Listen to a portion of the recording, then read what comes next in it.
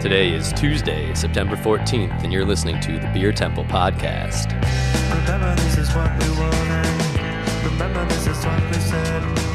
To never be heard or seen from again. Remember this is what we wanted. Remember this is what we said. To never be heard or seen from again.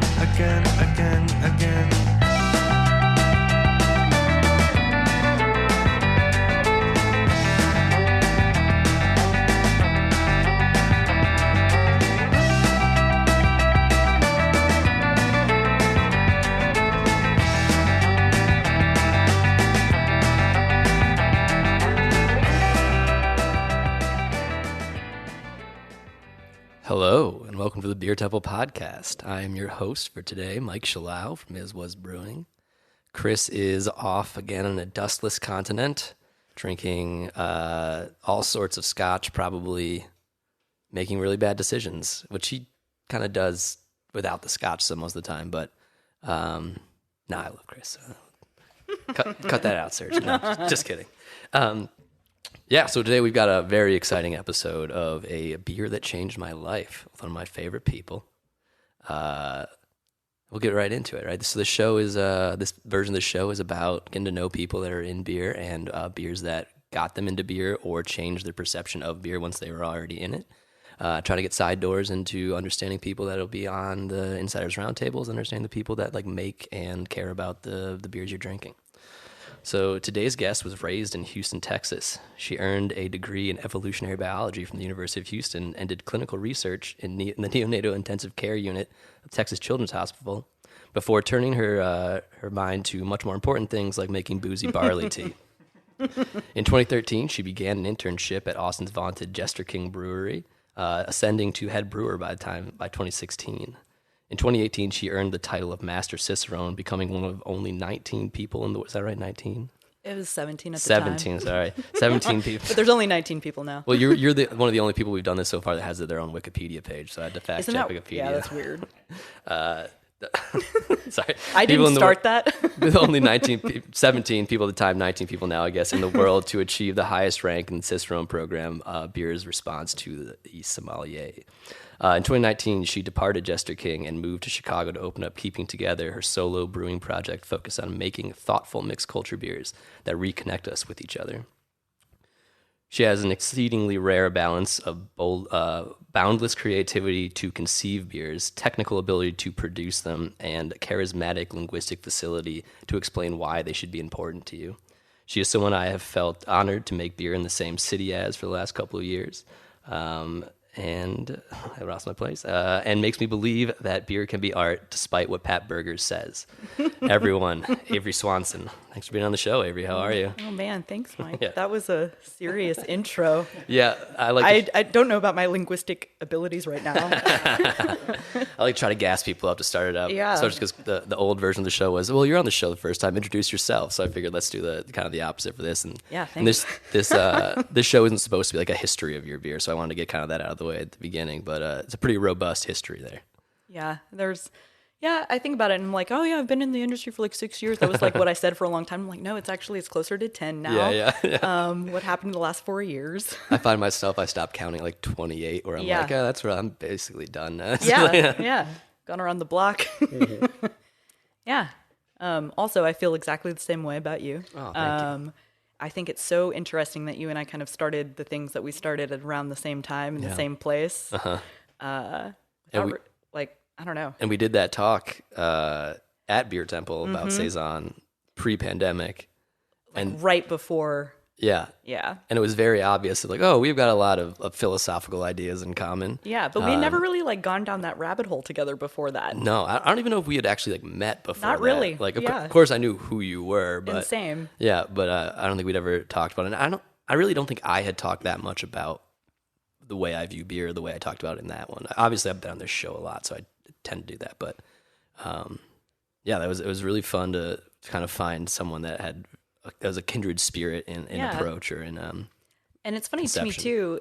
I'll throw a callback out there. I know Jude was on this not that long ago, and I remember him coming up to me after that panel and being like, "You inspired a beer the name, I can't remember now, obviously. I can't remember now the name, but it was like time is an ingredient or something like that. Oh, yeah. What does time taste like? Yeah, what does time taste like? We named that after that thing. Yeah, I was like, oh, that's awesome. Yeah. But That was very fun. that was a good panel. Yeah. We should do that again. We definitely should. Where's Chris? Yeah, Chris. I'm kind of jealous of his Scotch escapades. Yeah, I forgot he was going, so I saw a picture of him posting something like drinking a Guinness like, oh, in yeah. like a Irish pub, and I'm like, oh yeah, I forgot, I gotta do this. Yeah. You're gone. Yeah. Yeah. Well, so let's get into it. Yeah. What is it? What's a beer that changed your life? When you first asked me if I would do this podcast, I was like, man, this is like a heavy question. I don't know. It's not meant to be. But it is, Yeah, because it it's is. like you kind of start going through the Rolodex of beers that you've had in your life, and you're like, wow, I've had a lot lot of beer. I should probably talk to somebody about that. I do yeah. like almost every week. Yeah. On a podcast. Yeah.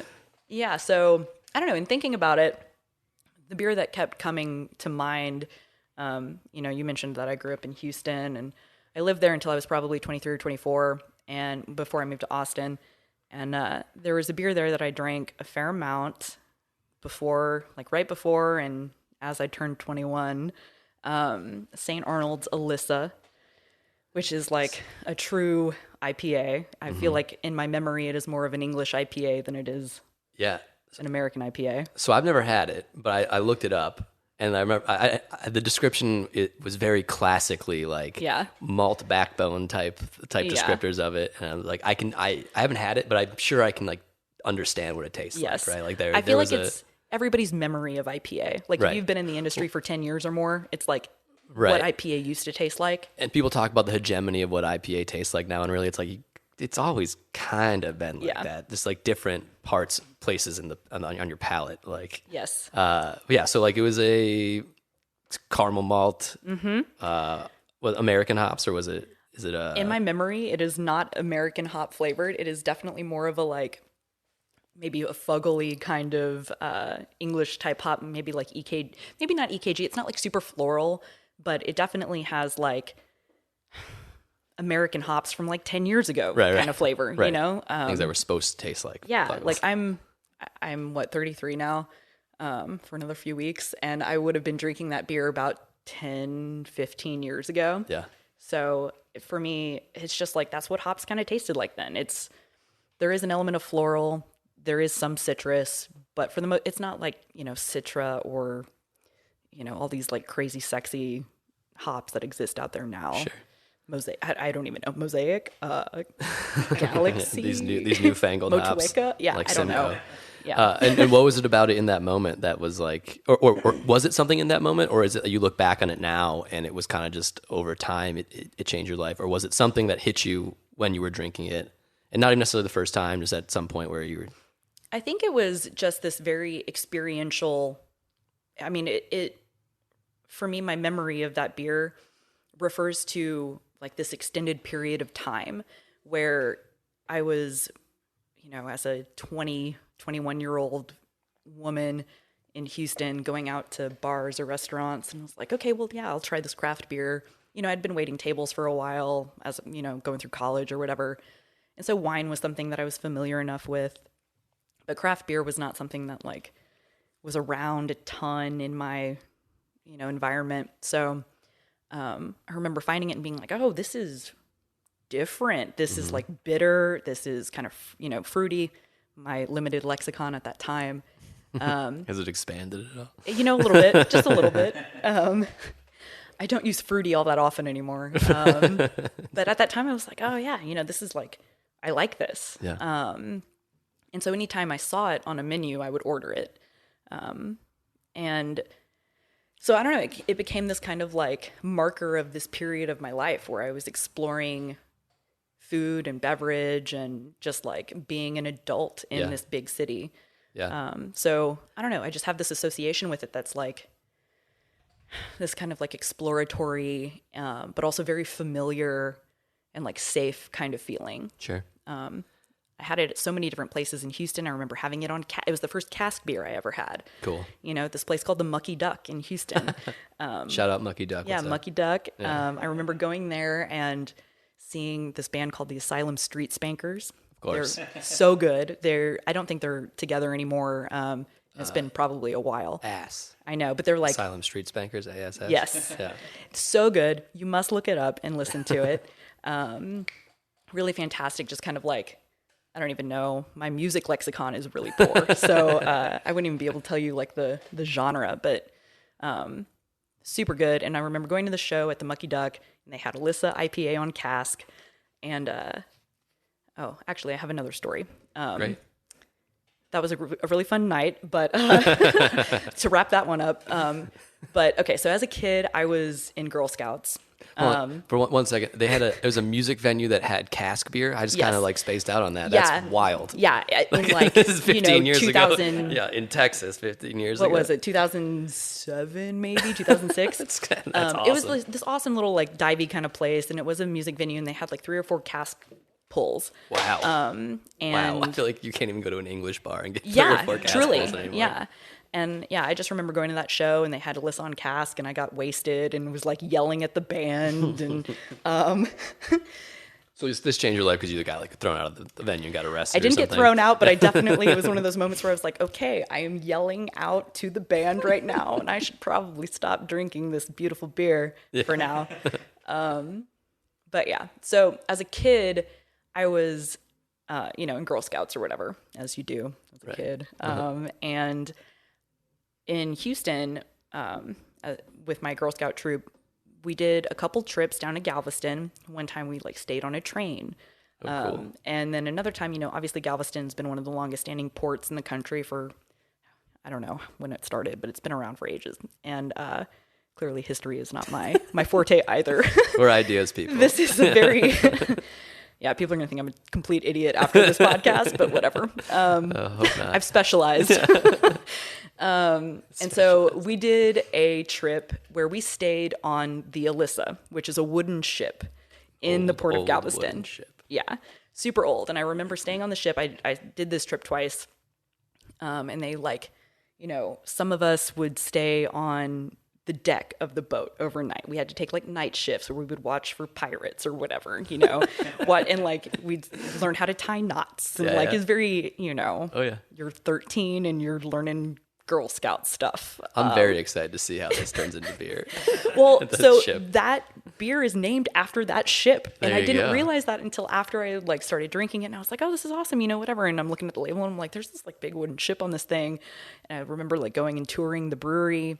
And they were like, yeah, it's named after a ship in Galveston. And I was like, I slept on that ship a couple times. Like, so random. Yeah, so it was meant to be. Yeah.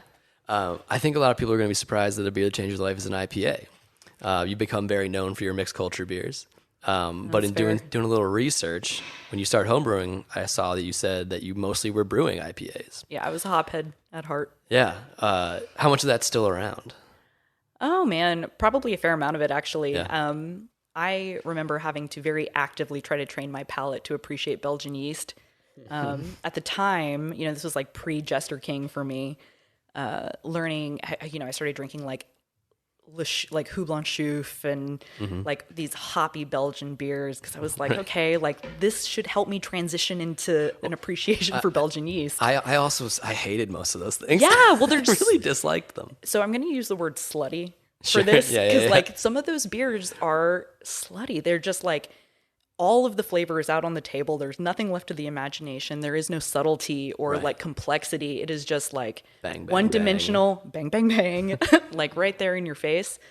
And so I didn't, and it like tastes hot, like Yes. it's, some of them actually do have a fair amount of alcohol warmth, but there's also just this like really aggressive hop, or it's not hop, yeast flavor profile that's just like in your face. Right. And It's I like, don't like that. it's like the same vibe as when IBUs were like 115, Yes. or IPAs were 115 IBUs to be like, this is what we are, right? And it's like, that's like, we are a yeast-driven beer, and here's all of the phenolics. Here's and all the of yeast. yeah, it's like, Yeah. that's not how you need to do this. It's hard to drink. right. And as it warms up, it just gets worse. Right. As opposed to a lot of other beers like really soft mixed firm saison, where it's like as it warms up, it like unlocks flavors and aromas, and you can there's like a fun evolution of the flavor experience.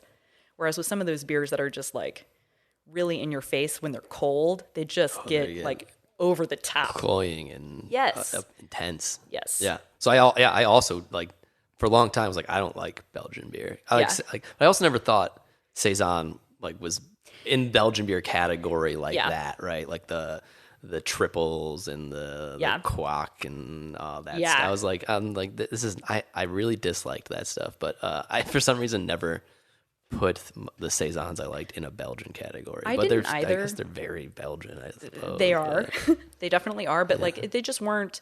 And too, you know, like being in Texas where up until recently the distribution situation there, the import and distribution situation there was pretty dire. Right. It was very different here. Oh, I'm sure. We yeah. were probably I doing mean, these things around the same time because I'm 32. So Yeah. It was very different here. Yeah. See, in Texas, it was like there was Le Chouffe Right, and there was right. like triple Carmelite. No, there may not have even been triple Carmelite. There was just like Right. lots of little, you know, I don't know if they're dwarves or goblins on the labels, but they're like lots of elves. No, gnomes or something. Yes. Yes. You know, so I was like, okay. Or we had Unibrew, you know, so like Yeah. Le Fin du Monde. I'm not a big fan of it. Yeah, no, but it's it kind of in that similar category. And I don't mean for that to be like a really, now I feel bad, like I'm talking crap about these beers because Right, some of them that are was nice. not the intention, And yeah. like set and setting, you know what I mean? Like I can appreciate them. Like if I'm in Belgium, and I have the opportunity to go to one of these breweries, I will go and I will have that beer and I will really enjoy it. Yeah. Set and setting, right? That Right. experiential element of the beer. But as far as like what I'm going to go to the store and buy a 6-pack of and bring it back home, it's not generally going to be one of those beers. Right. Yeah. Same. Yeah. So you're just drinking IPAs, loving IPAs, Brewing IPAs. Yeah. And then I said this wasn't going to be a history thing, but I feel like I'm trying to make it a little bit narrative. I also read that you applied to a bunch of breweries for internships and only one got back to you. Yeah. So how do you think, this is a bigger question, how do you think that affected your life? Like if you had gotten one other offer at a place making an IPA, well, I guess they were Jester King was making IPAs at that time probably, right? Ish, like Witchmaker, Yeah. you know what I mean? Which is like farmhouse IPA. And to be honest, when I started there, we were still doing, and obviously I was volunteering at this time, and it took me years before I could say we and feel Sure, like I yeah, owned what I was doing there. Yeah. But you know, we were still doing monoculture fermentation at that time. Like we would set up all the packaging stuff on the other side of the brewery to do the Brett stuff, and all the clean stuff was done on the other side of the brewery. So there was, you know, we were doing, I don't know, Witchmaker would probably be the closest thing to an IPA that we were doing there. Yeah. But it definitely, so that story, it is the story that I perpetuate and tell. But there was one other brewery that got back to me after I had already started at JK. So technically true, just intentionally misleading. Yes, exactly. Because the experience that I had at that other place, I remember it pretty clearly because it was 420, and Sick. yeah, puff puff pass. And I remember I intentionally, I gave up an opportunity to go see the like Formula One motorcycle racing, which Okay. I was into at the time. I had just gotten my like motorcycle license and was all about that. My partner at the time was racing motorcycles, and I was like, yes, let's go do that. But it's like, okay, Cool. this other place, you know, had an opportunity to volunteer, so I thought I would go. And I'm going to not name this place because I ended up having a really terrible experience. It was one of their investors or somebody was there for this event, and he was like making passes at all of the female volunteers. And I was just like, this sucks. Like, I'm incredibly uncomfortable. Everybody is wasted. And it was like the antithesis of the experience that I had at Jester King up until that point, you know, like being at JK was so, I don't know, it was just like a very comfortable and a very safe feeling place. And I really enjoyed every moment that I was there. So I was kind of like, if this is what the other breweries are like, I don't want anything to do with this shit. Yeah, and so that turned you up to hops forever, huh? I'm just kidding. At that point, I was, no longer a hophead. They definitely did a fair amount of like, you know, just the traditional kind of like, we've got a brown ale and we've got a wheat beer and we've got 3 IPAs, a pale ale. But Obvious harassment aside, would that have been more attractive to you at the time? Did you like were you even aware of mixed culture or Brett and Not things like that? Not in a way? entirely. Before my first volunteer day at JK, I definitely went to the store and like bought a couple of their beers and was like, well, I should probably try these things. And at that time, like funk metal was on the shelf at Whole Foods, you know. That's cool. I had like one beer friend that I had met at Whole Foods. She was like the specialty person. Whole and was Foods like, used to be the spot. it really used to be. Yeah, that was like pre-Amazon. I'm sure, especially in Texas. Yeah, so this was like at the flagship store. Wow. You know, which I lived like 5 minutes from for 8 years. And I remember going in and was like alone, staring at the beer selection, and this woman walked up to me. Shout out to Rebecca. She's in, I think she's in New Orleans now. But she was like my very first beer friend, and I remember we went to like a beer and cheese pairing at the Draft House in Austin, and like with a bunch of girls. It was like a girls pint out event, which now I'm kind of like, I don't know. I met a bunch of really amazing people who are still in the industry now. But it's just so weird to think back on like these baby beer moments, Right. you know? Right. And think of like the actual content of what you were doing and being Yeah. like, I wouldn't leave my bedroom to go do some of those things now. Totally. At this point. And I remember another event that we went to, which may have been, I don't think it was a pink, I think it may have been also Girls Pint Out or whatever. And we went to Pint House Pizza. It was like, they would have just been open, you know, and Joe Moorfield was there, who's now, you know, like a colleague and friend or whatever. But I remember being that like woman in this group that was like asking the questions and like, you know, like trying to engage. And he was just like, I don't know why I'm here doing this. He was really gracious and very sweet and patient with all of us and, you know, took the time to show us around and everything. But looking back on that now, I'm like, oh man, bless his heart. I don't know why he did this. Yeah. But yeah, like I remember me and Rebecca went to a couple different places around town, and she was like, oh, you've never had Cuvée de Jacobine, you know? And like, so that was my very first sour beer. Nice. And I just remember being like, oh my God. Did you like it? I liked elements of it, but it was also like the funkiest, like horse butt tasting, smelling thing. I was just like, what the hell is this? Yeah. Was there part of you that was excited by like the challenge of it? Because like for me, that was part of like I've been on record being like I was a pretentious little fuck. Same. for a lot of my life, and I probably still am, just in a different context. But like not understanding something, but seeing something behind it, always was really exciting to me. And kind of pretending I got it a little bit, for sure, but just doing it enough to be like, there's something here. I don't know what it is, but there's something that's challenging me and confusing me. And I don't like feeling confused. Yeah. Like, you know, it's a place I put myself a lot. Yeah. But to get out of it, you know, like that's like the challenge. And so being confused by why something like that would be revered is a huge driving factor for me in like the discovery process of this. For sure. And in forging my creativity around it, right? You seem like someone who has a very clear creative vision.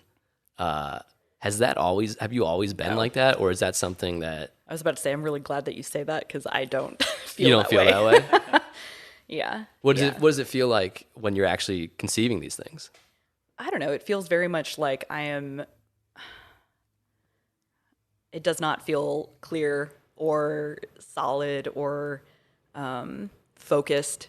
You know, it feels very much like, I don't know. It's very much a dialogue, and it's kind of this like blindly moving through an experience. Does it feel good, or is it It does feel anxious? good. It does feel good. It's good. Yeah, it does feel good. And it may have felt anxious in the beginning. Yeah. I definitely look back on my time at Jester King as being a very formative and very like grounding type of experience. Just because I learned that creativity doesn't have to be super overt, and it doesn't have to be, you know, I don't know. I guess growing up, it was like, okay, you're not artistic unless you're painting or sculpting. I know exactly this feeling. Yeah, it sucks. And so I grew up being like, well, I'm a science and math person. Sure. Because I'm definitely not an artist. Right. Because I couldn't draw to save my life. I feel the same way, and I went to music school, right? Oh, wow, and so yeah. But I went to music school for like business of music, for Yeah. like nonprofit arts management, because I was like, well, Interesting. even to myself, I'm like, you're not really a creative person. Yeah. You would want to be, but like, what else can you do? You can get good at something to help other people facilitate their creativity, and maybe that'll work. And like, turns out I might not be a creative person, but I need to make stuff. So Yes. like, it's, you know, Yes. it's like, Yeah, we're in the same boat. That's such a parallel. yeah, where it's just like, and it took me a really long time, even still something I work through and think about a lot, to like accept that I need to be a creative person. It seems icky. It feels Right. weird to say that I think I am a creative person at this Yeah. point. I still really shy away from using the word artist because that Don't let seems, Pat Burger scare Yeah, you. yeah, He's he gruff, has but he's a scared me. softie.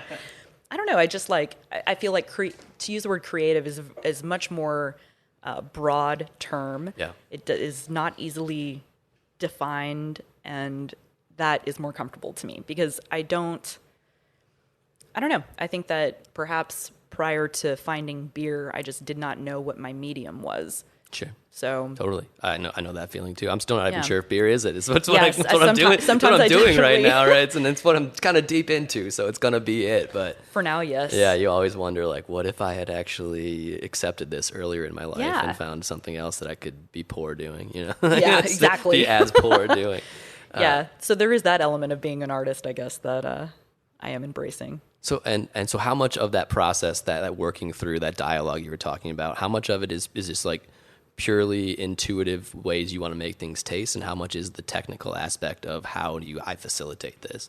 Is there even a balance that can be a good like question. articulated, or is it just like it all happens in one big orb? I would say that it kind of happens all in one big orb, but it has taken years to get to that point where it's like I feel confident enough in the soundness of my technical ability that I can kind of work on the fly or off the cuff and know that like I'm not gonna, most of the time anyway, right? There's always an exception or like a voice in the back of my mind that's like, this ain't gonna work. That's the word. It's the most frustrating voice. But it's almost a great always learning right. It's always opportunity. right. Yeah, that voice doesn't go away. It's usually right some of the time. Yes, too, where you're sometimes like, it is. Well, do you have the experience when that's not there? Like you've had experiences where you can just go through the whole process and it's not there, and you're like, Yes. And sometimes if I have it and it's not there, I'm like, I didn't earn this. What did I right? Like, forget? Yeah, totally. I didn't hate myself for any part of this, so Exactly. I can't have this. you Yeah, know? the self-loathing, the missing ingredient. It's sad, but it's really It's there. real. Yeah, Yeah. oh, yeah. Yeah. I don't know. I feel like I have gotten to a place where the intuition, I feel good with the intuition. Yeah. Like I might start out with an idea for a beer and I'm like, well, this is inspired by whatever, an experience or a cocktail or a meal or, the smell of the air on like a taxi. Don't pull away from know. it. You actually mean it. You can mean it here. Like, I don't know, like, don't it's- pretend like you don't actually mean those things. I do mean these Yeah. things, it is very much like every experience that I have is potential like creative fodder. It's like all I totally understand this. there, Right. for the taking and for the reinterpretation. And so oftentimes I'll be, it's like, how do I, if I were to try to recreate this experience for somebody else through beer, how do I do that? Because Yeah. I don't want it to be overt or over the top or really obvious. Right. So, like if you want okay, I just got back from the Caribbean last night at like midnight. I saw that on Instagram. It looked pretty Yeah. awesome. Oh my God. It was gorgeous. I'd never been. I went to Puerto Rico and the Virgin Islands, and absolutely gorgeous. I've never had so many painkillers. The beverage, not the pills. I've never been much of a pharmaceutical person. Yeah, me either. Not my drug of choice, but painkiller beverages. I tell you what, I had plenty of those. Crushable. So, yes, truly. Oh man.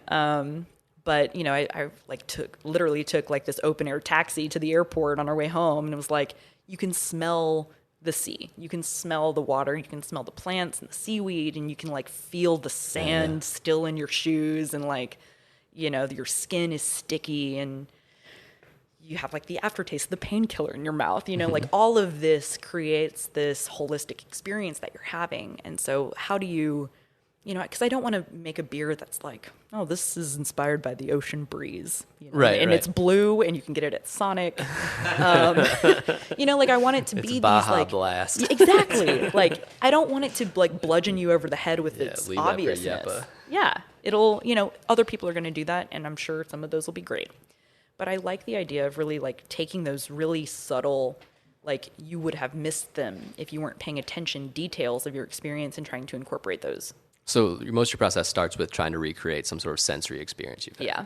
And I might be reading into this, but it also seems like you try to incorporate emotional experiences. Yes. And if it's weird Which to is talk, hard. yeah, which is it's incredibly hard. But and we don't have to get too deeply into it if it seems weird or icky the way that we talked about being an artist seems Yeah. weird or icky. But like, how do you go about that? Is it trying to recreate the emotion that you had in that sensory experience, or your memory, like the emotion of the memory of it, and how do you It's a great think question. about, I guess, or and I might not even think about, just like exist with that, you know? Yeah.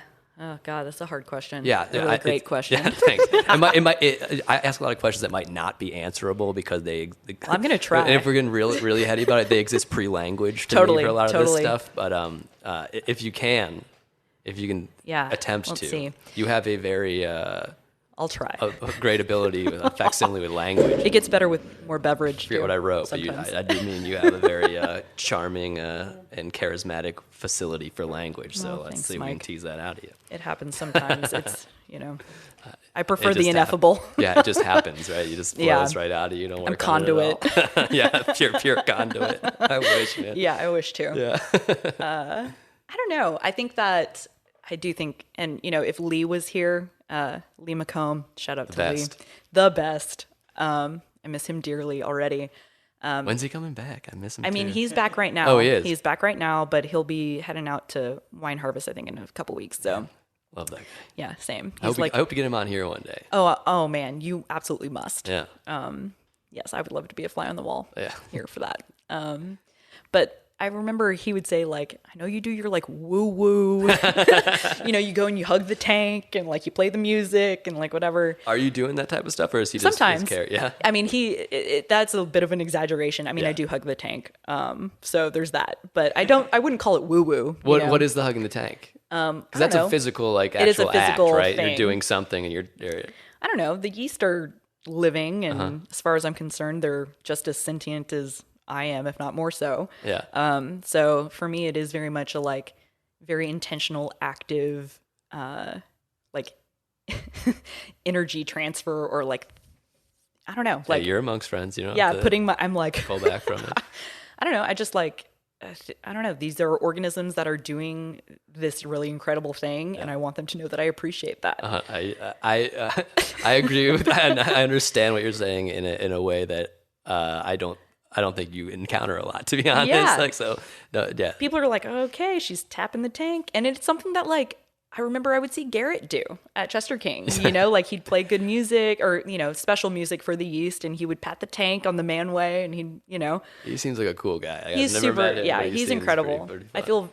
feel very fortunate, and I'm very grateful that I got to learn from him and Adrian Yeah. at Chester King, and Jordan who was there kind of in the beginning.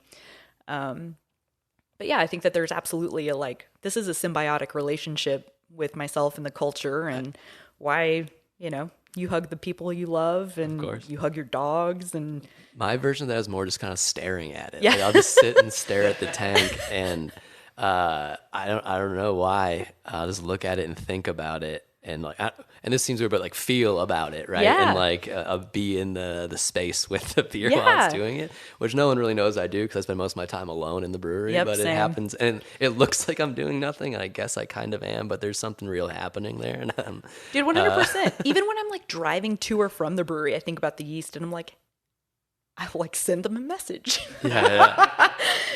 Which is definitely awesome. like not. I can't imagine that most brewers are doing that, but maybe they are. I don't know. Well, do you know Alexi? Yes. I was on Alexi's podcast recently, and we're talking about how so much of commercial brewing is about domination of the things Yes. around you, right? It's about like hitting your mash temperature to get exactly the right amount of attenuation and make sure the yeast does exactly what you want it to do to make something that tastes exactly like the thing you made last time, so that people aren't confused by it. And I was like, I just don't. Like, I did it for a while, but I just don't get it. Like, It's a very colonial mindset. yeah, and it's not. That is no longer. That is an obsolete mode of thinking, Right. in my opinion. I agree, and it's just not how I exist naturally. I want to coexist with the thing that's Yeah. making I don't have control over that shit. And sorry, and I'll stop saying sorry. And to think you do is to kind of exist in a way in the world that you don't actually exist. Does that make sense? Like to think you can dominate your brewing environment so completely that you have full control over it Yes. is probably a bad recipe for how you live the rest of your life. Yes. Which I agree. could explain a lot of the, Yes. what's going on in the brewing world. But The world at large. yeah, I mean, just Yeah. like it's a I mean, we are not in control. You know, we might think that we are in a lot of ways, and we certainly have influence over our environment and the things that we're doing. But at the end of the day, it is not up to us what happens in this world. The world is much bigger than we are. right. And who's to say that these organisms are not more sentient than us? Right. And to only define your success by how well you can control them and dominate them is a difficult recipe for carrying that over the rest of your And I life. think it's short-sighted. You know, I like so much would rather engage with what I'm doing as like a collaborative experience Right. because I am not just like pure conduit, you know, like I am not here to just like, I don't know all the answers. You know what I mean? I don't claim to, and I don't think that I am the most creative or artistic person. I don't think that my beer is better than anybody else's on the planet, but I really enjoy what I'm doing. Right.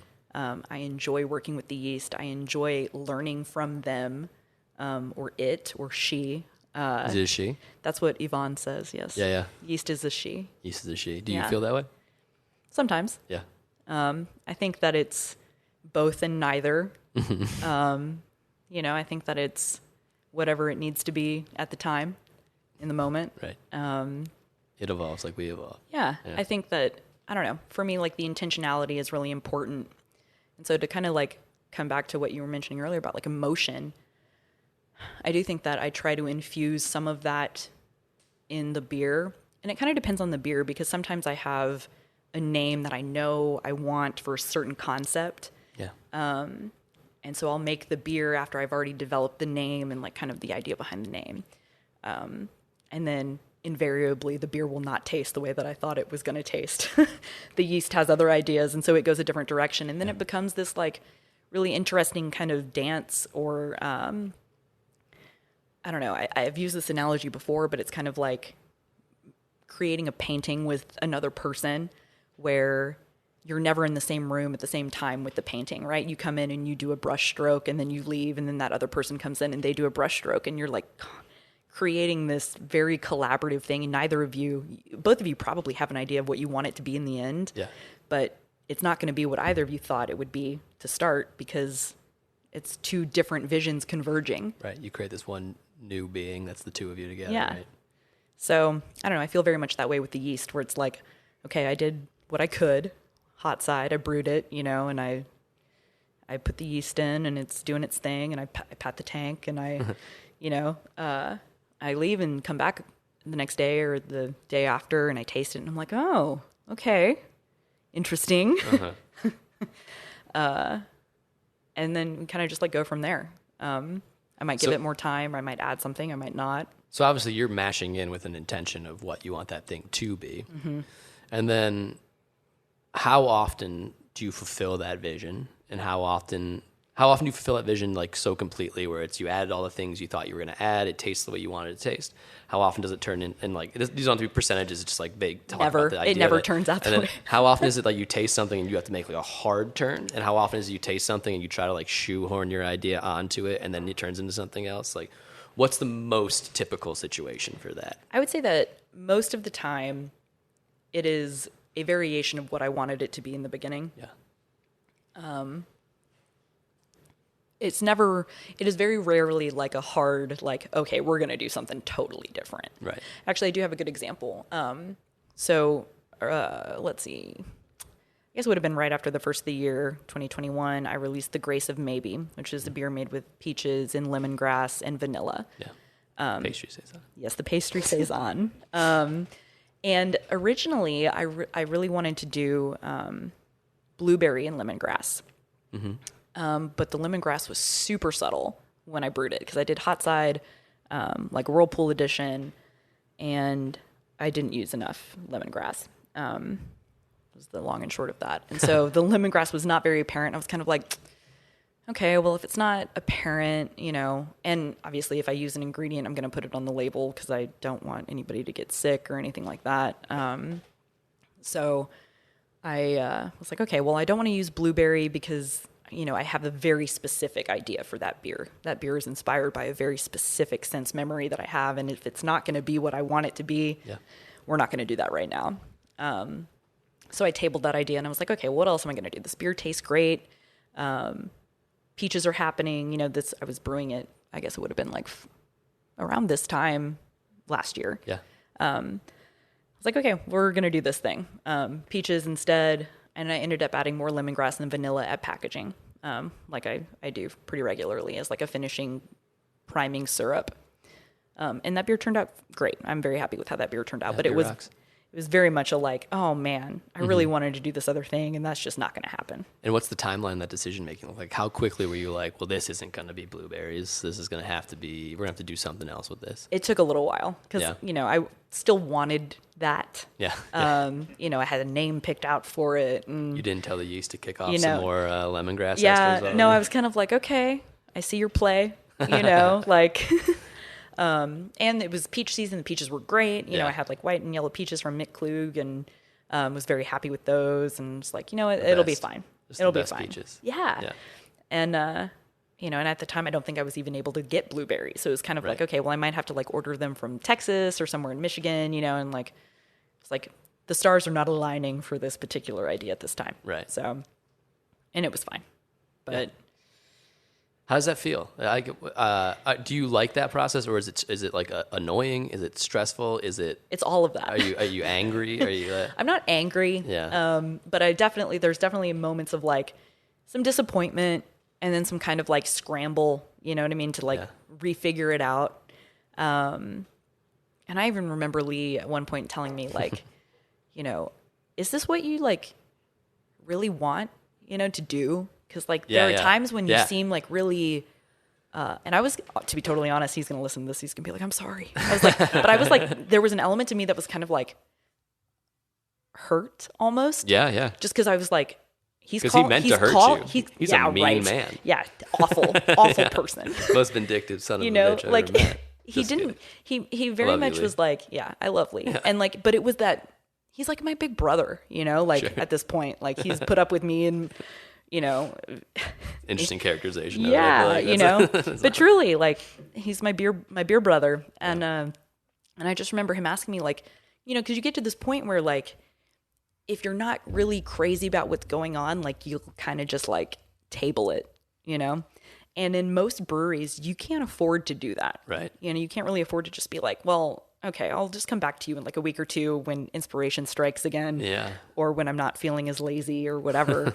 And I was like, man, it's like I said, initially I was kind of like, fuck, man, like it kind of sucks. Yeah. Cause like, I feel like he's calling me out on this thing that's very much an observable phenomenon that I'm doing, This is a regular thing. Like, right. Not like super regular, but it is like regular enough to be observed. It's and I can try to hedge it, like, as this is becoming a therapy session, like, being in someone else's house, you know what I mean? Being in someone else's house with someone else's equipment and trying to find that level of like comfortability and ownership, but not stepping on toes and not like, because I know the vibe. I know you do. You're probably the only other one that knows it as well and in the same way. But, yeah, I don't know. It was a growth experience, and I realized at that time, like, what is it? Like that sent me down a whole nother rabbit hole of like, what exactly do I love about what I'm doing? Yeah. And why am I doing it? I know this rabbit hole. I'm in it right now, to be honest. I'm struggling. I'm like, really? I'm drowning right now in some stuff where it's like, I gave myself 2 years to get the plane off the ground when we started. I didn't think there was gonna be a pandemic, and like very much like I'm loving the beers we're making for the most part, but the plane is very much not off the ground for us. Like, I don't know, man. I feel like you're off the ground. I mean, sure. It is not where we thought we would be. And so, I've always told people like the reality of working at a brewery is that you have to love the shit. Yes. Sorry, stop saying sorry.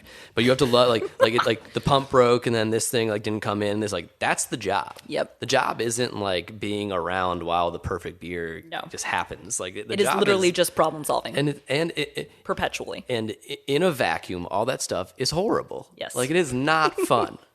But you put up with it because of all the other stuff, right? Because of like the fact that you get to be a creative person, that you get to make something that becomes part of people's physical being and makes them feel in a certain way. Like those things are amazing, and it's When worth it does work out, right. it makes it all worth and it. it's worth putting up with the idea that like right now. So the way that we operate is we use Beguile's brew house. We knock into a tank. We forklift it into a separate part of like across the alley, so it's separated from all their stuff. Their forklift is broken, so I haven't been able to package this beer that's supposed to be an Oktoberfest inspired beer, which has to condition for at least a couple more weeks. Ours Yeah. are, I think ours have a little quicker turnaround time in the conditioning Yeah. bottle conditioning process than yours because it's usually single strains. But I'm like sitting on this thing and I'm like, I physically can't even get the beer. There's no water or drains in the room that we do everything in. Oh, So it's not God. even like I could like make it happen in there. And so I'm like, is this really? And we only, we only make one beer a month. And Yep. so like if I want to pay my rent, Yes. like I got to put beers out. And so now I'm just like, is this really what you want to Yeah. be doing with your life? It is like every time that I think about like anything else to do, I'm like, well, I don't want to do that. I'd Yeah. much rather be doing this. And we're just in this phase right now where it's like everything's hard fought. And, Yep. And Instagram keeps serving you up these coding classes, sponsored ads. are you, no, seriously, like that's I'm something getting that, like, them too. Yeah. I made a joke with the guys that help me bottle and brew where I'm like, I know I'm about to have some sort of like weird mental health episode because Instagram knows because it's sending me coding classes. And It's I'm Inception. like, and then I start Googling it and I'm looking at it and I'm like, I don't even know what this is. I don't even know what this means. Like, I don't even like snakes. What is this, Python? Get it out of here. Java. I'll just go work at Dark Matter. Yeah. But yeah, so like I don't know. I experienced those same things, and like they're so real Yeah. sometimes. Where I don't know. I've been thinking a lot about the idea of like do what you love and never work a day in your life. And I more often my experience is the opposite. Yeah. Where you have to really fight for the thing you love because you're going to end up hating it at certain days. Yeah. Yeah. And like I'm like I don't even want another job in beer somewhere. Like I want to do exactly what I'm doing. Yeah. I love what we're doing. But some There are days definitely it's days where I just like- want it to be a little bit easier. Yeah, and there were some like dark times when I was still at Pipeworks when I was really unhappy with the content of my job, and I kind of in part became the face of that company in some ways at like at events and stuff, and I would have to go out, and I was really struggling, and people would be like, "Man, you must have the best job in the world," and I was like, "Yeah," I would have to be like, "Yes, of course," because Yeah. part of what you're doing as you're like the face of that company is be like the fantasy of what everyone thinks it is to Totally work in a brewery, understand that. and it was just killing me. Like Yes. it was killing me, and like I don't know, I'm not at that point right now. Like I still like what we're doing, but it's like, Yeah. I just remember these moments of, do I even like Yeah. this anymore? And I do. Like every time it's like actually sit down and like deal with the feelings you're having. It's like, of course I want to keep doing this, but Well, I think, because I think about this pretty regularly too. It's funny that we are truly on just like parallel paths. You know, it's like, God, even just hearing you say it, like, you know, when you're at Pipeworks and like you become the face of this thing and people just like, yeah. oh God, you must have the best job in the world. And to be totally honest, like it was really great It at some was very cool. points, you know what I mean? Yeah. Like I wouldn't have traded any of it in No. still, Yeah. you know, and some of it was exceptionally hard. Yeah. And I still would not have traded a minute of that. But, you know, at this point, I'm beyond that. I have a little bit more control over the thing that I'm making. Yeah. I have evolved to be a different person and know what I want, Same. you know, in the thing that I'm making in this moment. But I'm still not fully in control because Right. I'm in someone else's house, and I'm very grateful that they have offered me shelter, you know, and offered me this opportunity, and I've learned a ton. But even still, I'm like, I knew when I left Jester King that I wanted to start my own thing, and that I wanted, and for the reasons, like those reasons haven't changed, but I have not achieved like the autonomy that I was seeking in leaving that place. Right. Because I am still trying to make sure that I honor the place and the people that I'm working with. Totally. You know, and the culture that exists there and everything. So I'm still not in control. Right. And again, are we ever in control? Right. We're not. But like, I want to have my own place. I want to be able to like curate an experience for the people that want to come and try these beers. I know. I want exactly to how know you that feel. my pump is going to be where I put it. Right.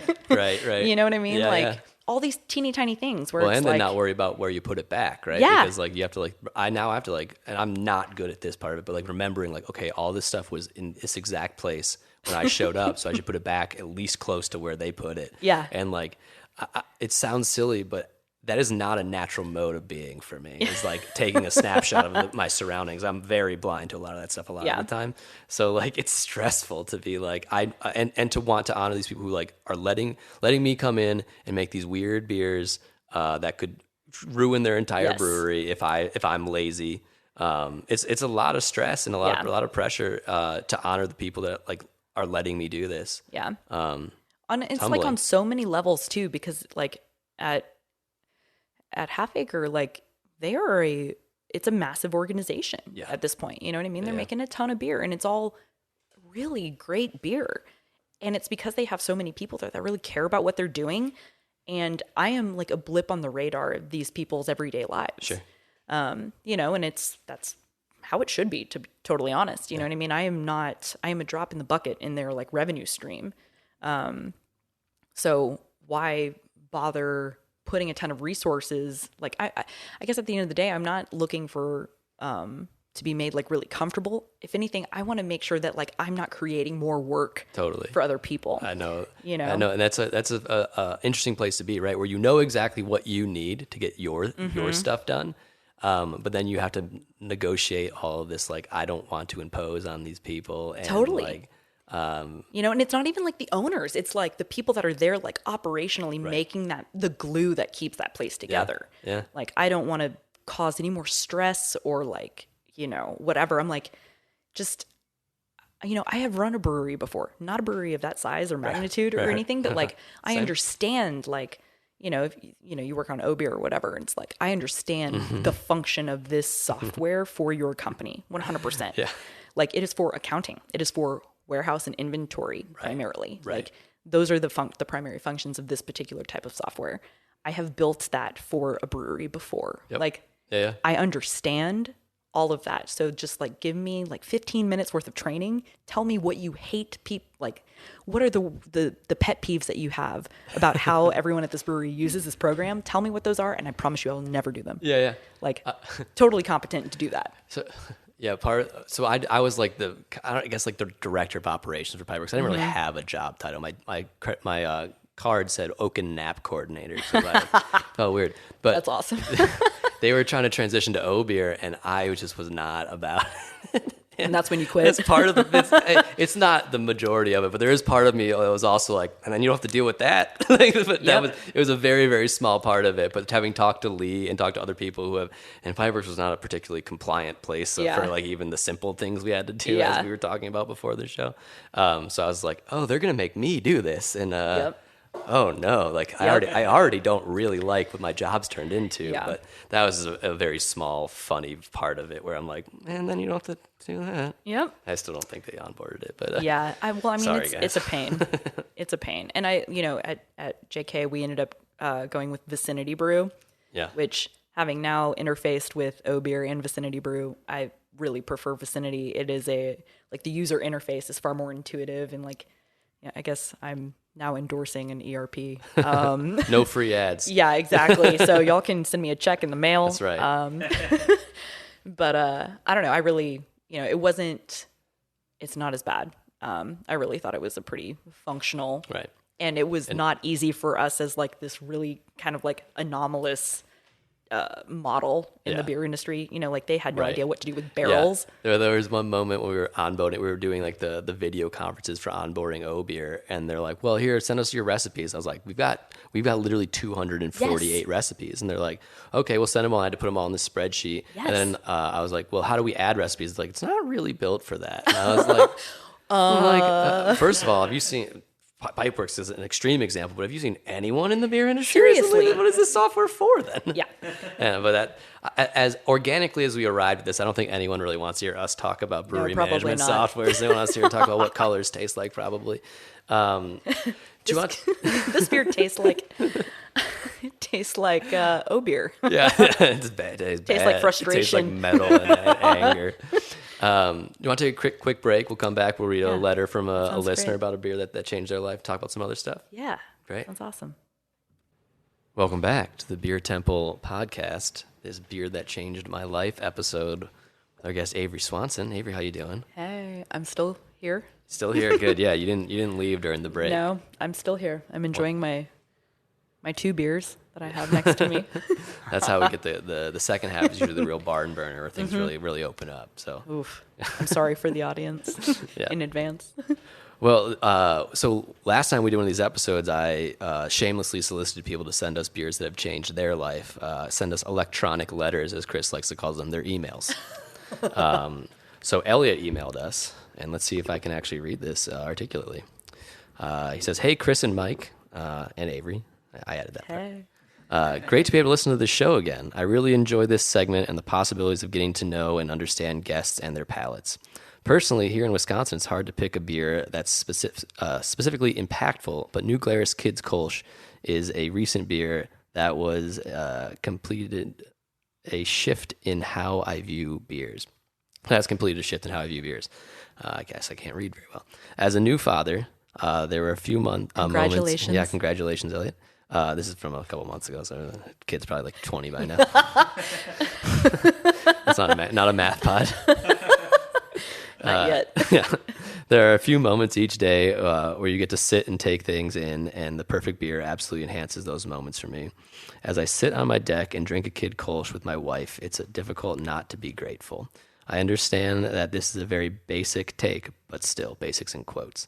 The depth of flavor in a sessionable package product by an exceptional brewery and employer makes living here tolerable. That being said, my wife and I took one of our first vacations together down to Chicago to explore the food and drinks and found Dovetail. That was in 2018, and the experience there was phenomenal. Our bartender, Russell, was awesome and more than gracious host. Gave us a Spaccanapoli recommendation, which does slap. It's clutch. Yeah, very Yep. good. And made for a great trip that we still talk about. That began the shift for me from crushing overly bitter hop bombs and BA stouts to appreciating more nuanced flavors imparted during the entirety of the brewing process and brewing and cellaring process.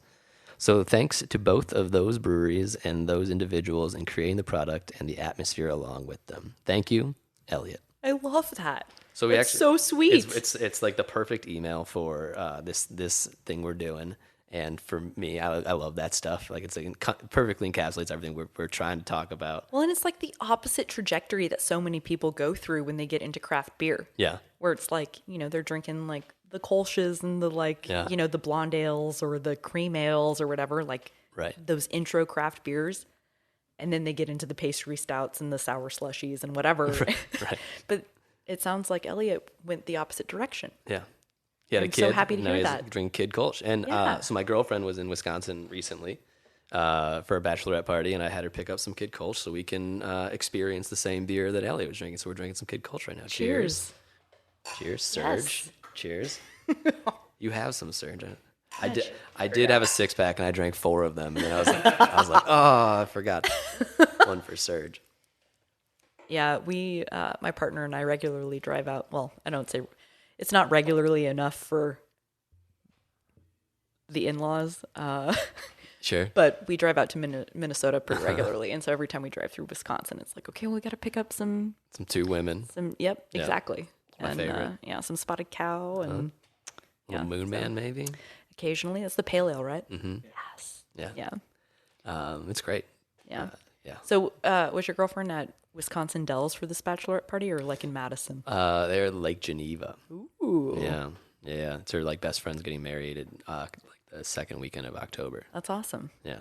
And she's marrying one of my girlfriend's like other best friends, and she introduced them. So it's a very important wedding for That's great. for us. Yeah. Is she officiating it? No, she's the maid of honor though. Yeah. So yeah, it will be fun. Oh, Yeah. that'll be fun. I'm looking forward to it. It's going to be in Detroit. So Nice. Yeah. going to Detroit's Detroit. fun. Yeah, she's from Detroit. So Very cool. yeah, it'll be great. I keep meaning to go to like a bunch of breweries or meaderies, but I always just go up there and I'm like spending time with your family. And I'm not going to be the guy who's like, "Hey guys, I'm going to go drink some honey booze. See you later." Cider, some honey cider like, slushies. Yeah, and I don't really Bee want you to come nectar. with me because like, yeah, Yeah. because I just kind of want to experience it in my own way and not be self-conscious about how. How much I'm consuming. Right. So I'll just wait until the next time. Yeah. Yeah. Yeah, So- it's the same for us in Minnesota all the time because, like, Pat's family is in the Twin Cities, and we never get to go. It's like I've heard it's a really great food place, but we Yeah. don't ever really go anywhere. Right. So I still haven't had like a Coney dog or anything like that. So yeah, maybe next time. I have made it over to Fair State, which, if you guys have not had their beer, I would highly recommend. I've heard great things. Yes, their Never beers are had it, though. fantastic. Nice. Yeah, all of them, real good. They make a black rice beer, like the. I think so. Yeah, like I remember watching some sort of video about like how they harvest native black rice and they used it in a lager or something. So Nico, I don't think that he's like doing a ton of the brewing at this point. He did for a long, long time, and I could be wrong. So Nico, if I'm wrong, I'm sorry. Nico's pissed. Yeah, but he did like a short stint at Jester King as like a little apprentice or whatever, and like, this was before my time actually, and he also worked at Live Oak for a little while down in Texas. So Two terrible breweries. yes, awful, truly awful. Making real swill. Yeah, so I don't know. I would highly recommend the Fair State stuff. Is really fantastic. Yeah. Right. Well, so the first half we talked about, very specifically talked about only a beer that changed your life, nothing else, right?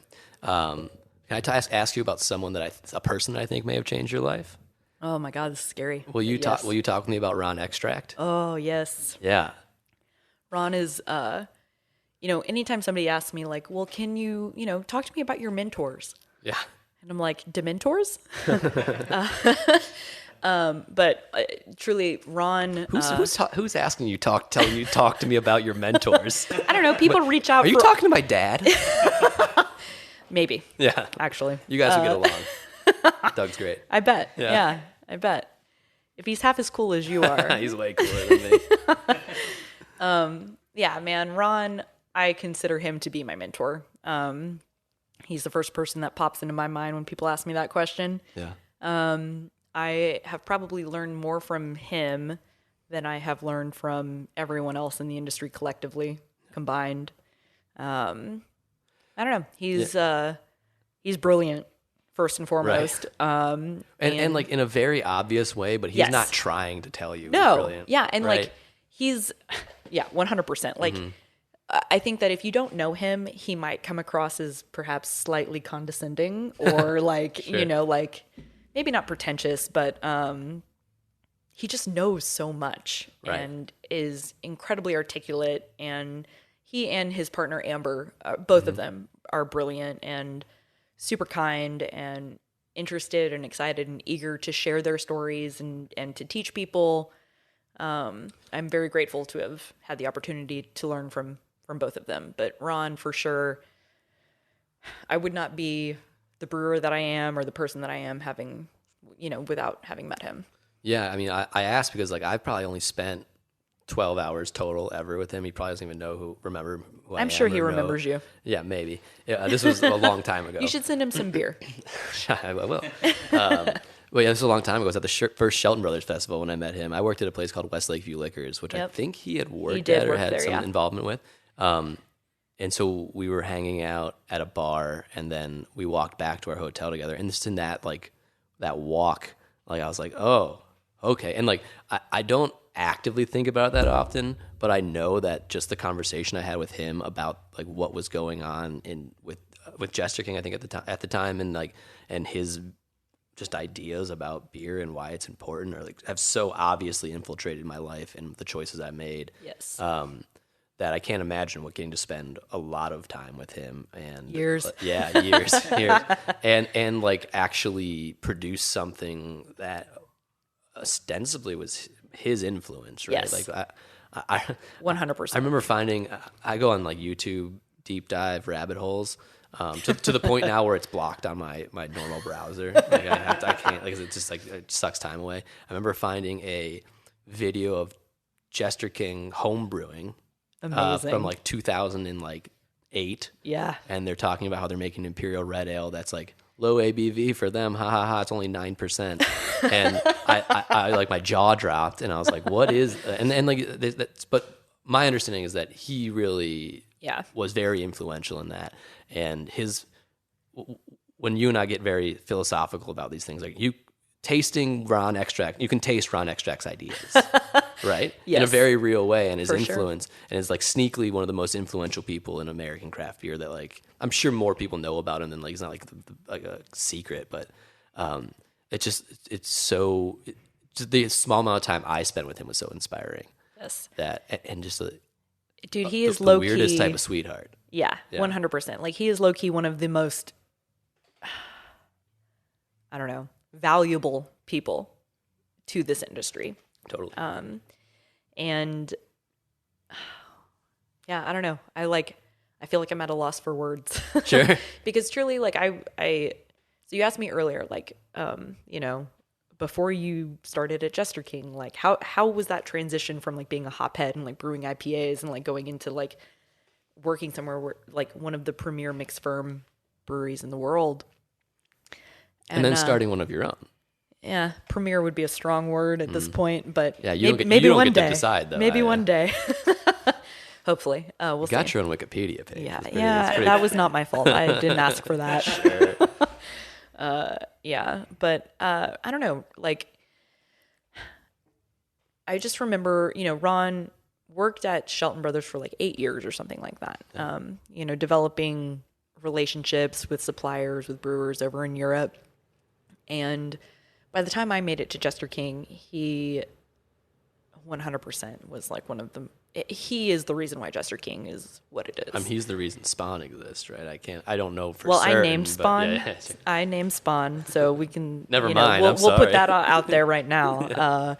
But 100%, I agree with that. I think, you know, the original, and I probably shouldn't say this on the record, but you like don't have to. the original, like, you know, business plan for JK was like there was a watermelon wheat. Yeah, you know, like it was just like every other small craft brewery that was getting started at the time, and there's definitely nothing wrong with that at all. But Ron came into the picture with years of experience in old world beer, you know, in technique and tradition and sensory, you know, and he taught everyone around him about that. He couldn't help himself. Right. And we are all better for it. Yeah. So I remember, you know, you talk about like Saison not being part of like Belgian beer. And I would say for my young palate at that time, like I had no idea what Saison was. Right. You know, no idea. Like, of course, yes, it's Belgian, but it's not like the other Belgian beers. It is this more esoteric and soft and kind of dry. Just like beautiful. It is like the transcended. It's all those things that those beers aren't, right? When we were talking about them being slutty and being like, here's the yeast, and like obviously Saison is typically a yeast-driven beer, but not in the same way. Not in the same way. It is a dialogue, and it's not a monologue. That is very much how I kind of think about those other beers, where it's like that beer wants to tell me exactly who it is, and it's not gonna let me get a word in, you know. Whereas with the Saison, it is like this beer will form to your shape. You know, it will fill in the blanks as you fill in its blanks, and it is very much a dialogue or a dance, a two-step, if you will. You guys know two-step, right? No? I don't think I do. I'm from New England. Yeah, it's okay. We won't talk about that anymore. Maybe later. To be totally honest, I'm not that great at it. I need more beer in order to two-step. No, we can do that. But thank God this isn't a video podcast. But yeah, you know, like I got started there, and I just remember like there would be days after bottling where they would bring out all these different bottles, and Ron would be hanging out, and we'd be tasting like Franconian lager and like Blaugie and beer from Thierry and all these beers, and it's like none of this was stuff that was being brought into Texas like through distribution. Yeah. But because Ron had the relationships and the history at Shelton, I'm pretty sure, and hopefully this isn't incriminating in any way. I don't think it is, because in case we have to yes, bleep this. I'm pretty sure this is just hearsay, right? This is word This on is the lore. street. Urban legend. Ooh. Urban legend has it that Ron was bringing in private pallets, his own personal pallets of Franconian lager and beautiful Belgian Saison into Texas.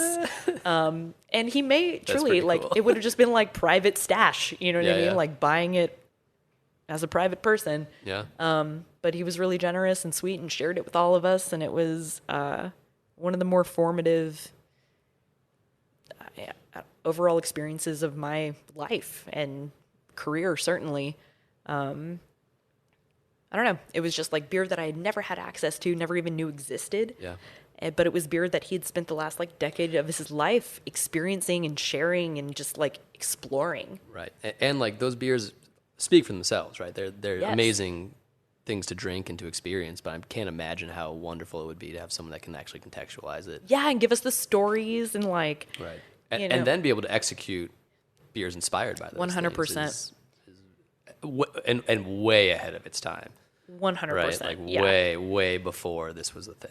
Like I remember, you know, as baby Averie in the beer world, like, you know, Averie. volunteer, like I'm here and I'm excited and I'm eager to be here. And I just want to like, you know, hear everybody else talk about the beers. Cause at that time it was, my lexicon was like fruity. Right? It's That's fruity. like what It's IPAs fruity. taste like. They're fruity. Exactly. They're fruity, you know, I think it's bitter. it smells sweet. Yeah. You can't smell sweetness. By the way, you know, Maybe you can perceive it in it aroma. smells like other things that are sweet, but you can't smell sweetness. So Can you smell acidity? there are volatile acids. Yeah. So yes. Yeah. Ish. Yeah. That might be for a more technical segment. One that I can do some research on before. No, this is not a research pod.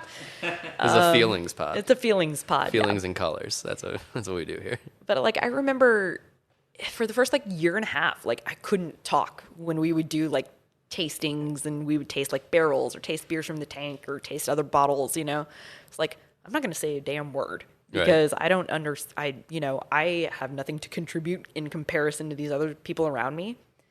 And Ron would just like wax poetic about everything. Yeah. Even if it was terrible beer, he'd be like, well, it still has like this quality. Or even when he was talking about how it would taste bad, it would still be poetry. Yeah, you when you hear him talk, you just kind of like just enjoy. It's like, hypnotizing. Yeah, it's very hypnotizing. And then you're like 3 minutes later, you're like, wow. I think he hated that beer, but he spoke about it in a way that like gave us so much thought to it. Yes. And like, Yeah, Yeah, and I I don't mean, know. like, it's illuminating regardless Yeah. of the hedonic perspective, whether he liked it or not. Like, he's still providing you with intellectual Yeah. stimulation. And, yeah, I miss him. I'm going to be in Seattle next week, so I hope to see him. yeah, Yeah. He's at Garden Path Fermentation. now. Yes, not in Seattle, but in Bellingham. Skagit Or Valley, right? Bellingham. Somewhere up there. Valley, that Yeah, sounds Skagit right. Valley. Skagit Valley. Yeah. That's very cool. Yeah, and they're doing all kinds of cool stuff. They have like a table mead. They're doing wine and cider. Yeah, so I would highly recommend that all the listeners out there find themselves some Garden Path fermentation. Yeah. Is there any way to articulate the biggest impact he's had on what Keeping Together is doing now? Oh To man, distill it into like something simple and digestible, and rather than just like your overall my overall, yeah, yeah. overall everything. I don't know. I don't know that I'm capable of that. But if I were to try, I would say that he has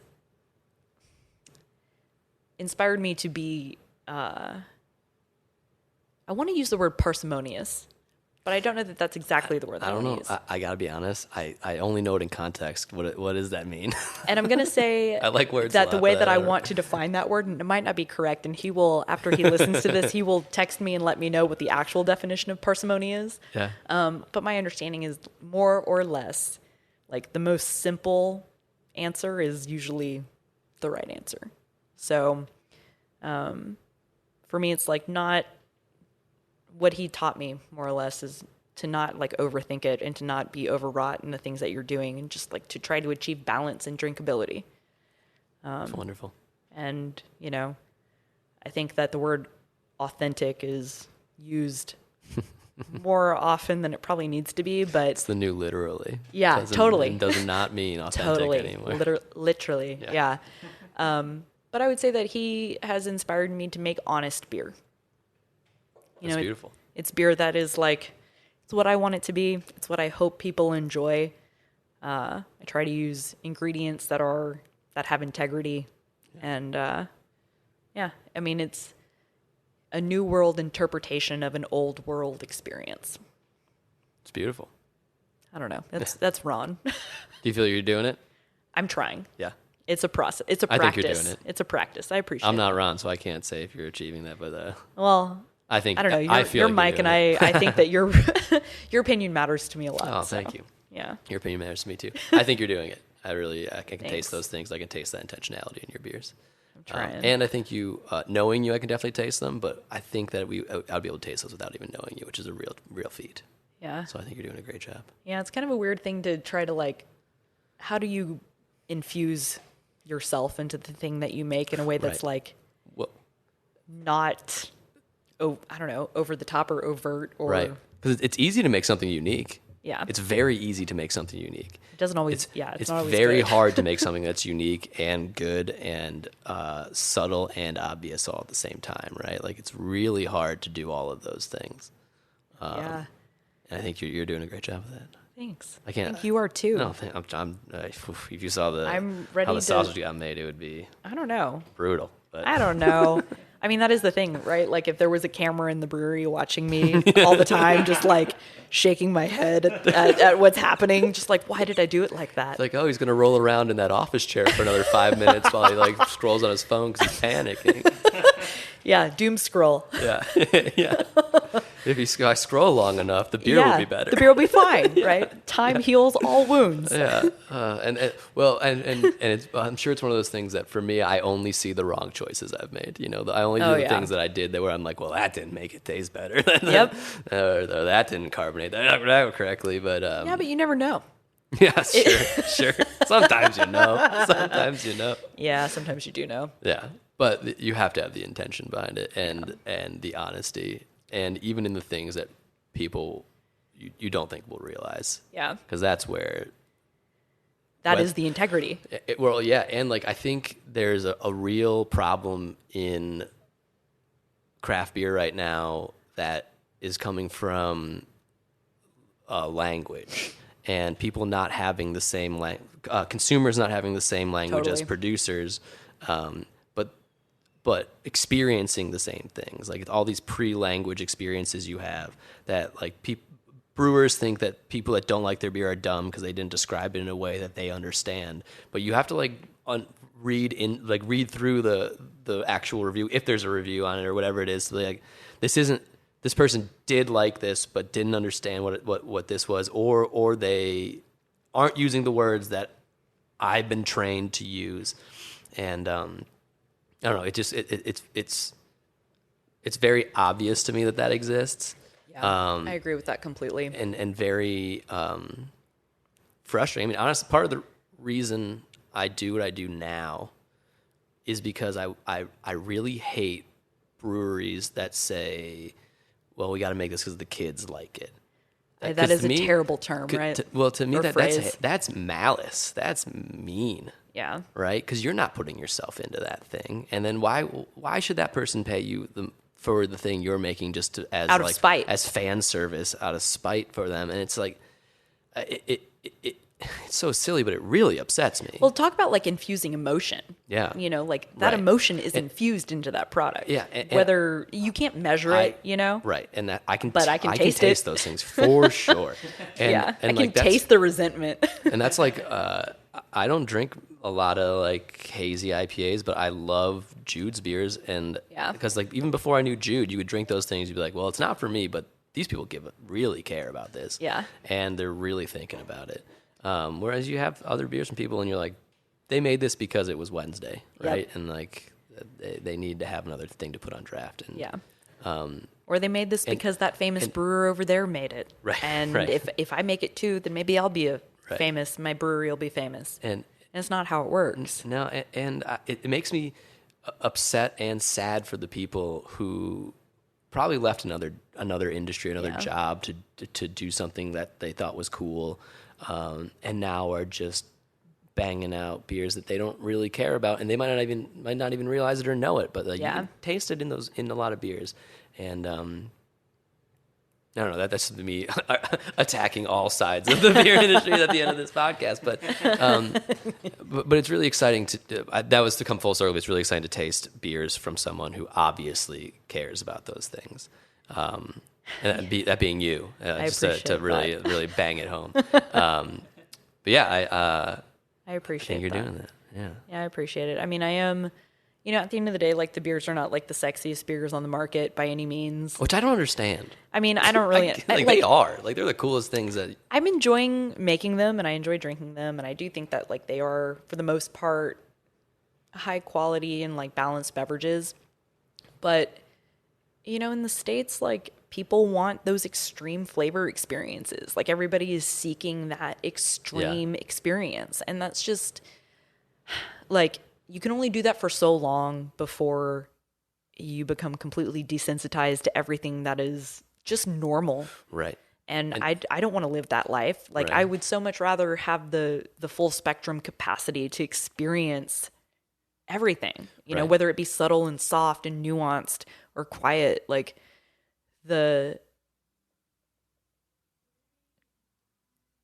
you hear that silence?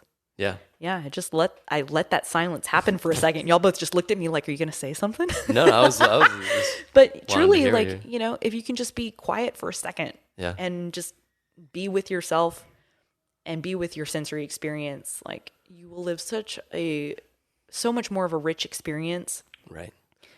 And I don't know, you reach that like, I don't know, that desensitization so much faster when you're drinking these crazy beers and I don't know. There's something really important to understanding that not all of your experience when you're having a beer is from the beer. Mm-hmm. It's from what it's evoking in you. So when you have these really turned up to 11 bombastic, like really saturated or whatever the verb that is trending currently is, like that is really unbalanced in the way that it's all on the beer. Mm-hmm. It's all on the intensity of the beer, and It's you're a not monologue. and you're not really having an experience with yourself, right? You're not having an experience where you're searching for anything. Mm-hmm. And so, to make beers where you can the drinker can incorporate themselves into the experience when they want to, right? Because that's a big ask. Yeah. Especially given what most people drinking craft beer are attuned to currently.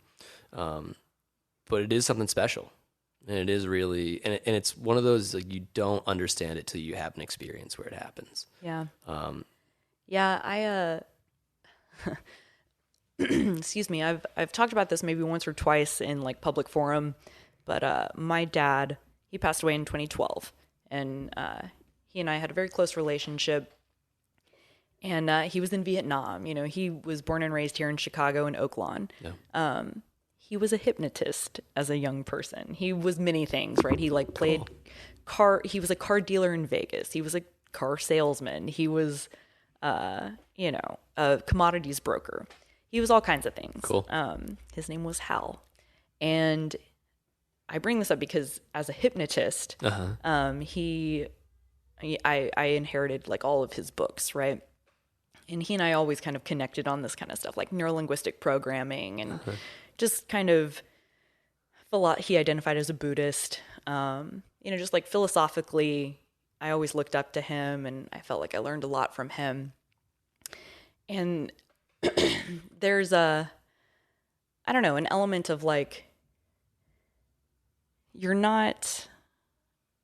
it's not just you in the world, right? Like there are plenty of experiences that you can have that inform who you are. And many hypnotists will hypnotize people without them even knowing that they're being hypnotized. Sure. And you can kind of inform their experience and, I don't know, just generally like shape what's happening in their brain.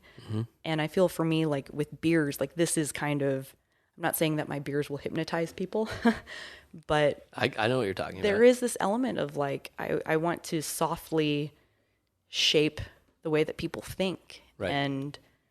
And even if I'm not like pointing them in a very specific direction, I want them to question the direction that they're going. Or at least be aware of it, right? Yeah. Like not just like go down the path, just Be like, present. Yeah. Be the arbiter of your experience because you are. Yeah. And so, don't allow yourself to just be swept away by this thing that you're consuming thoughtlessly. Yeah. A lot of these beers do have a ton of intentionality within them. And obviously, it's not just my beers, it's your beers. There are plenty of other brewers out there that care a lot about what they're doing. And maybe they don't think about it this way, but that doesn't mean that they're not doing these things. Right. Like they're trying to infuse who they are and the things that matter to them into this thing that they're creating, and it matters. Yeah. So Love it. and that's not to say that like those things don't exist in hazy IPAs or smoothie sours or whatever. But, if you're just like going to the brew pub down the street and they've got all of those things on Right. and they've got names like, Glory Hole IPA. Or identity theft. Like there's just, IP theft. as a consumer, and I don't even necessarily mean like as a person who's spending money, as a consumer, as someone who is taking the outside world into their body, like be mindful of what you're bringing in. Right. Because it does matter. You become the thing that you consume. And engage with the larger opportunities that presents, right? Yeah. Not always. You don't have to. You don't have that's to. a lot, right? But it is a pretty cool thing to realize that that's an option. Yeah, for sure. Well, I think that's a pretty cool spot to kind of come to a close. Yeah. Is there anything I else think so. you need the people to know? Not in this moment. Not in this moment. Maybe later. Yeah. Maybe later. Yeah. All right. Well, thanks for tuning in, everyone. Thanks, y'all. Remember this is what we wanted. Remember this is what we said. To never be heard or seen from again. Remember this is what we wanted. Remember this is what